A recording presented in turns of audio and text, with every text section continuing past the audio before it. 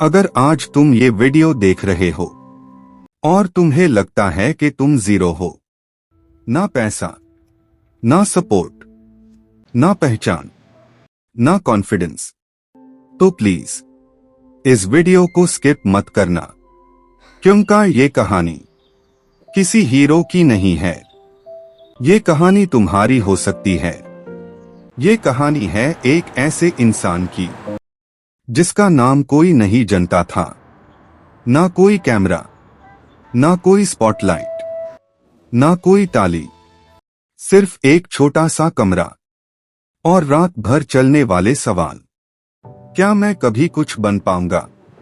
लोग कहते थे तुम्हारे बस का नहीं, तुम ज्यादा सोचते हो, तुम प्रैक्टिकल नहीं हो।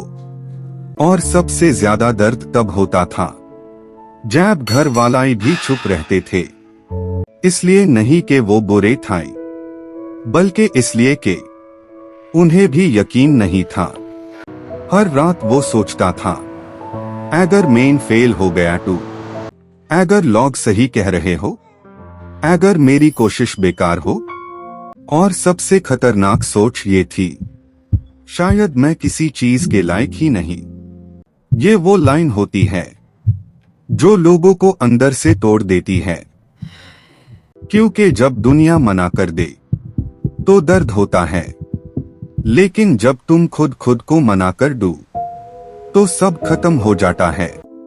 उसने ट्राई किया, एक बार नहीं, कई बार। कभी प्लान फेल, कभी पैसा खत्म, कभी लोग साथ छोड़ गए। और एक दिन ऐसा आया जब वो बिल्कुल थक चुका था। उस दिन उसने कहा, बस अब और नहीं। वो दिन सिर्फ एक फेलियर नहीं था, वो दिन उसके सपनों का जनाजा लग रहा था। उसी रात जब सब कुछ खत्म लग रहा था, उसने एक बात महसूस की, अगर मैं आज हार गया तो मेरी पूरी जिंदगी का फैसला आज हो जाएगा। और फिर उसने एक रूल बनाया, सिर्फ एक रूल, आज नहीं, कल भी नहीं, लेकिन मैं बिना लेड नहीं मारूंगा। ये कोई मोटिवेशनल कोट नहीं था, ये मजबूरी थी। उसने किसी को बताया नहीं, किसी से वादा नहीं किया, किसी से तारीफ नहीं चाही। वो सिर्फ काम करता रहा, खामोशी से। जब लोग सो रहे होते वो सीख रहा होता, जब लोग हंस रहे होते वो स्ट्रगल कर रहा होता। और सबसे मुश्किल बात, कोई देख नहीं रहा था। महीने गुजरे, फिर साल, रिजल्ट अभी भी नहीं आ रहा था।